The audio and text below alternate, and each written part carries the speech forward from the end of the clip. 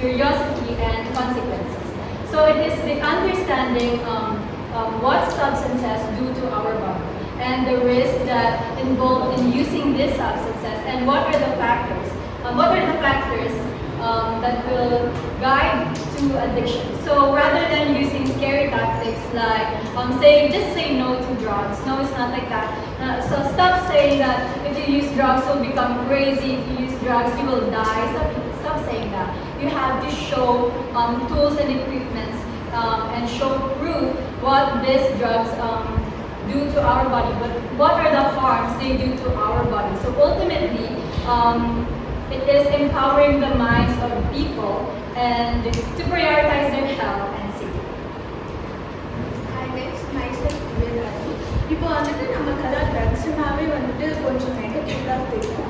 ஆனால் வந்து அதோட பாசிட்டிவ் சைடும் இருக்குது. இப்போ வந்து ட்ரக்ஸ் எல்லாம் மெடிக்கல் சைடில் யூஸ் பண்ணுறாங்க. எதுக்குன்னா வந்துட்டு இப்போ வந்துட்டு நமக்கு நிறைய லவ் ஃபெயிலியர் எல்லாம் நடக்கும். அப்போ வந்துட்டு நம்ம குடிக்கிறப்போ நம்மளோட ஸ்ட்ரெஸ் எல்லாம் ரெடியூஸ் ஆகும். நிறைய பேர் குடிச்சிருப்பீங்க. அப்போ வந்துட்டு ஸ்ட்ரெஸ் எல்லாம் ரெடியூஸ் ஆகும். அதுக்கப்புறமா வந்துட்டு இப்போ ஏதாச்சும் மென்டல் டிஸார்டர் இருந்துச்சுன்னா லைக் ஆன்சைட்டி ஸ்ட்ரெஸ் அந்த மாதிரி இருந்துச்சுன்னா அப்போ நம்ம வந்துட்டு இன்டேக் பண்ணுறப்போ நமக்கு வந்துட்டு ரொம்ப நல்லாவே இருக்கும்.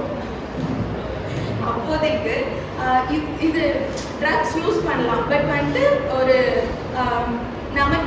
நமக்கே வந்துட்டு தெரியும் இந்த அளவுக்கு எடுத்தால் நல்லது, இந்த அளவுக்கு எடுத்தால் நல்லது அப்படின்னு சொல்லி. ஸோ பார்த்து யூஸ் பண்ணுங்க. அதே மாதிரி வந்துட்டு டாக்டரோட ப்ரிஸ்கிரிப்ஷனோட யூஸ் பண்ணுங்க. அது வந்துட்டு ரொம்ப நல்லது.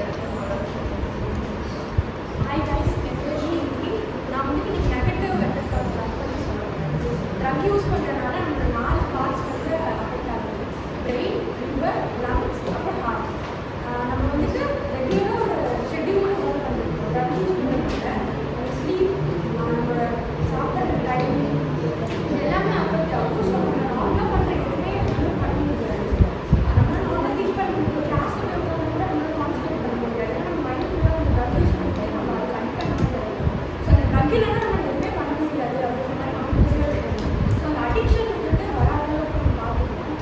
ஸோ அவங்க சொன்ன மாதிரி பாசிட்டிவ் சைடு இருக்குது, நெகட்டிவ் சைட்ஸ் இருக்குது. நம்மளை பொறுத்து தான் இருக்குது. நம்ம வந்துட்டு என்ன இமேஜின் பண்ணுறோமோ அதுதான் நம்ம கிரியேட் பண்ணணும். ஸோ அதை நம்ம தப்புன்னு தெரிஞ்சு அதை யூஸ் பண்ணுறது வந்து நம்ம பண்ணாமல் இருக்கிறது நல்லது.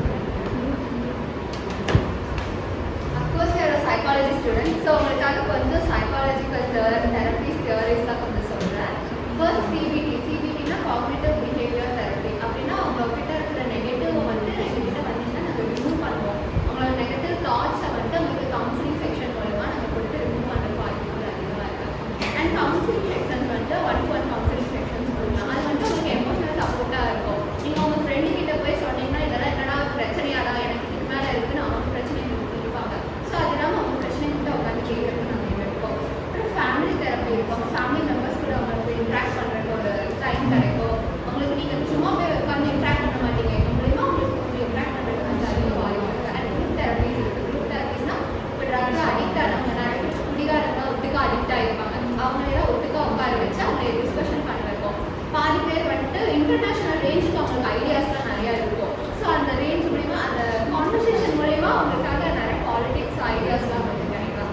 அண்ட் சைக்கோ அனாலிட்டிக் தெரப்பி இருக்குது. சைக்கோ அனாலிட்டிக் தெரப்பினா நத்திங் பட் அவங்க நெகட்டிவ் சைடு, அவங்க எமோஷனல் சப்போர்ட் எல்லாமே நாங்கள் வந்து அவங்க பார்த்து கிளறி அதுலேருந்து அவங்க கிட்ட இருக்கிற பாசிட்டிவ் எடுத்து நாங்கள் பண்ணுவோம். This is a psycho therapy, psychological therapy.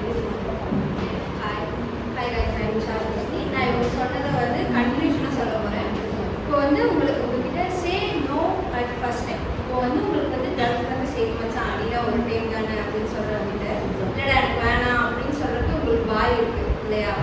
உங்களுக்கு தெரியும் எது பண்ணால் கரெக்டு, எது பண்ணால் தப்புன்னு. இப்போ வந்து ஃபர்ஸ்ட் டைம் உங்ககிட்ட கொடுக்குறப்போ இல்லை வேணான்னு சொல்லி நமக்கு தடுக்கிறப்போ இருக்குது.